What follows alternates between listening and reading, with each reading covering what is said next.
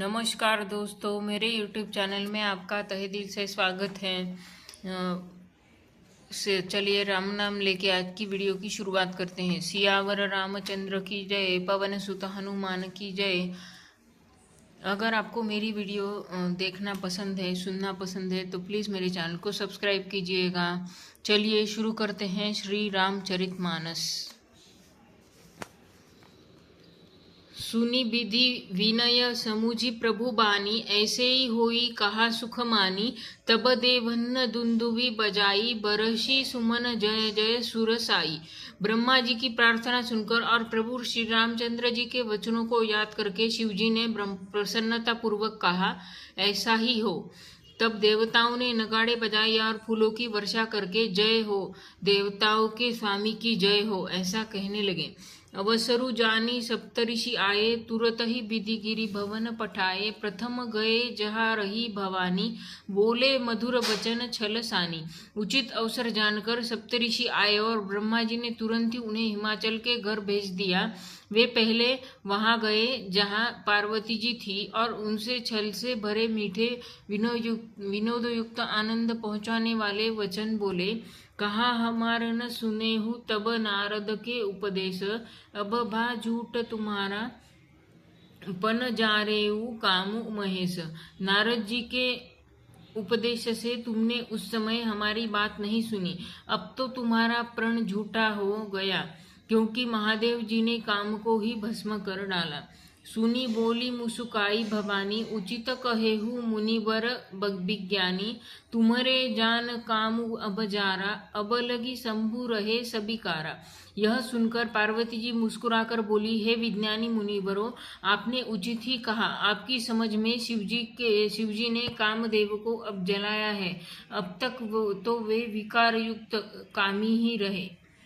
हमारे जान सदा शिव जोगी, अज अनवद्य अकाम अभोगी। जो मैं शिव से ये अस जानी, प्रीति समेत कर्म मन बानी। किंतु हमारी समझ से तो शिवजी उदास सदा से ही योगी, अजन्मा, अनित्य, काम रहित और भोगहीन है। और यदि मैंने शिवजी को ऐसा समझकर ही मन वचन और कर्म से प्रेम सहित उनकी सेवा की है, तो हमार पन सुनहु मुनीसा, करहिम सत्य कृपानिधि ईसा। तुम जो कह हर जारेऊ मारा, सोई अति बड़ अविवेकु तुम्हारा। तो हे मुनीश्वरों सुनिए, वे कृपा निधान भगवान मेरी प्रतिज्ञा को सत्य करेंगे। आपने जो यह कहा कि शिवजी ने कामदेव को भस्म कर दिया, यही आपका बड़ा भारी अविवेक है।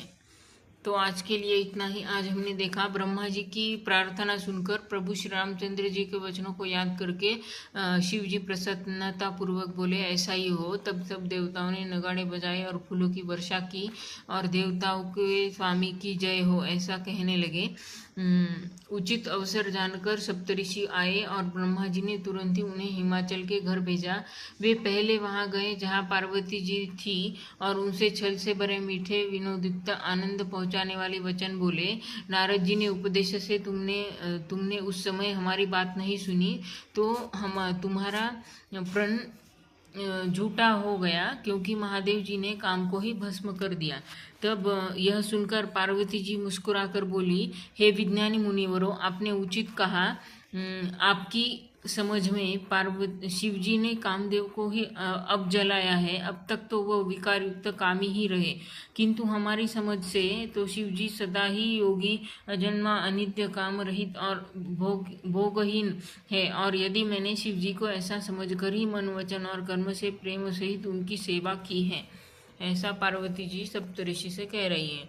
तो हे मुनीश्वरों सुनिए, हे कृपा निदान भगवान मेरी प्रतिज्ञा को सत्य करेंगे। आपने जो यह कहा कि शिवजी ने कामदेव को भस्म कर दिया, यही आपका बड़ा अविवेक है, ऐसा पार्वती जी कह रही हैं। तो बाकी का हम कल देखेंगे। लास्ट तक वीडियो देखने के लिए बहुत बहुत शुक्रिया। अगर आपको मेरी वीडियो देखना पसंद है तो प्लीज़ चैनल को सब्सक्राइब कीजिएगा। धन्यवाद। आपका दिन शुभ हो।